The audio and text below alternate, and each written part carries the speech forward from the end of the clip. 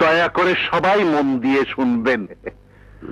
বিসমিল্লাহির রহমানির রহিম। সুধীজন, আগামী 7ই জুলাই রোজ শুক্রবার জনাব রায়হান খানের কনিষ্ঠ পুত্র জনাব রুস্তম খানের